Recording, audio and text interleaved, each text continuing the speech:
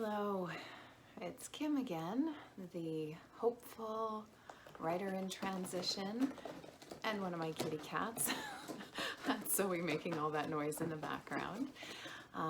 Thank you for joining me again. It's wonderful to see you back here for our conversation. I feel like it could absolutely be a conversation with your comments and experiences. If you would like to share that with me, that would be wonderful.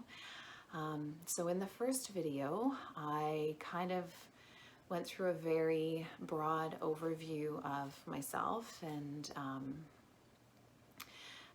a little bit about the writing journey I've had so far, and some feelings towards the end about taking on this whole writing thing. So I thought today that I would focus more on how I sort of handled or am handling, not very well at the moment, finding time to write, giving it a priority, and where sort of my inspiration comes from and that sort of thing. So I thought that could be the focus for today's video. So as I said in my last video, I am a teacher and I am also a mom and a wife, and I also look after my own mom part-time. So it has been an interesting journey trying to give myself priority, which for any and all of you working parents out there know that that's such an easy thing to accomplish. Not. It's not an easy thing at all, especially when you have other things that you are responsible for taking care of. So how once this whole journey started, it started over Christmas break. So that was actually a beautiful gift because it allowed me the opportunity to dive into the first bit of writing with some time to be able to do that, because I didn't sort of have much else going on during those couple of weeks. So after my daughter and I really got into this whole telling our story, I was able to sit down and really start working on it, which was wonderful. And coming from a background of really never sitting down and writing anything longer than what I needed to in a paper at university, or I don't know, that's probably the last time I really sat down and fleshed something out. So this was a really new experience. But what has been pretty amazing with these stories is that I feel like when I sit down and start writing, they kind of just take over. And if I can give it some time, it flows pretty easily. Not always, but at the start it really did. And then I found time whenever I could. I would write when my kids had lessons. I would write when they were at classes. I would write absolutely any chance I could get, and it was very difficult to flesh out time.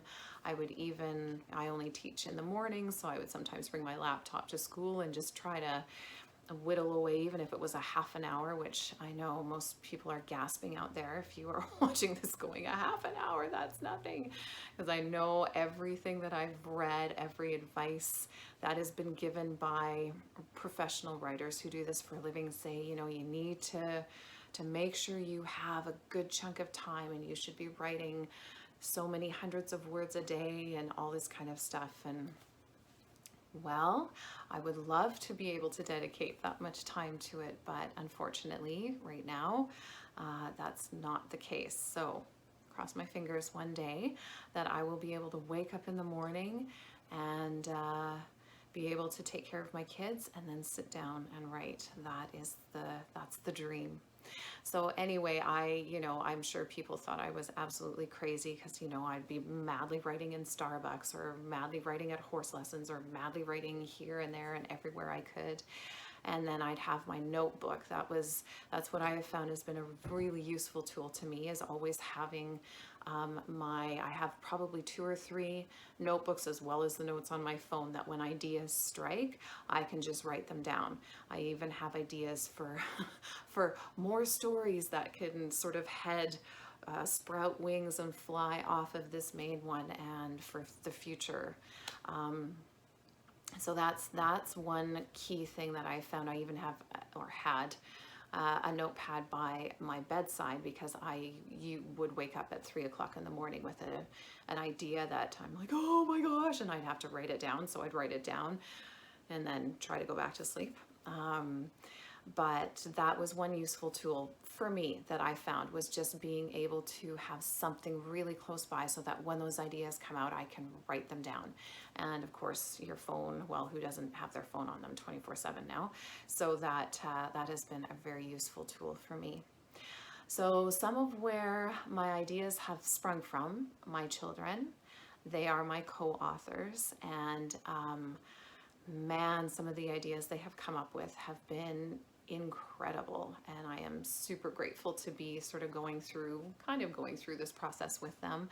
And they are my bouncing walls. I throw ideas at them and see what they think, and they help me talk it through, and yeah, it's been pretty wonderful. But for example, my son and daughter and I were sitting in Starbucks waiting for one of their classes one day, and we were talking about the book, and I needed a name for the first creature in our very first tale. And there was a board on the back that had the history of Arabica beans. So my daughter's like, whoa, she looked at the name Arabica, and I'm not going to spoil it for you what name we came up with, but it was inspired by Arabica beans from Starbucks. So there you go. So that was one thing of inspiration. And the name of one of my kingdoms, I always say to my kids in jest that I lurve them instead of I love them. I'll say, I lurve ya, and that makes them giggle every time. So one of my kingdoms, that's part of the word for the kingdom, is our version of love is one of the kingdom's names in the stories. So inspiration can come from anywhere, and as a hopeful writer, I always have something around where, as inspiration hits, I can write it down quickly. We were just in California before this whole virus became consuming. We managed to get back to our home before things shut down, but we were in California, and we were in the Griffiths Observatory, which is an amazing place. And I'm looking at the periodic table of elements, and I'm a bit of a science nerd, I'm not gonna lie. I absolutely love all things scientific. That's woven into the stories as well, and my son takes after me a little bit in that respect. So there are true scientific marvels and facts and serums woven into the stories as well, because that's something that he and I share as a passion. But we're at the Griffiths Observatory, and I'm looking at this periodic table of elements, and they have this amazing way that you can see some of the elements. And again, I'm not going to give you the spoiler alert, but that was an inspiration for me as well.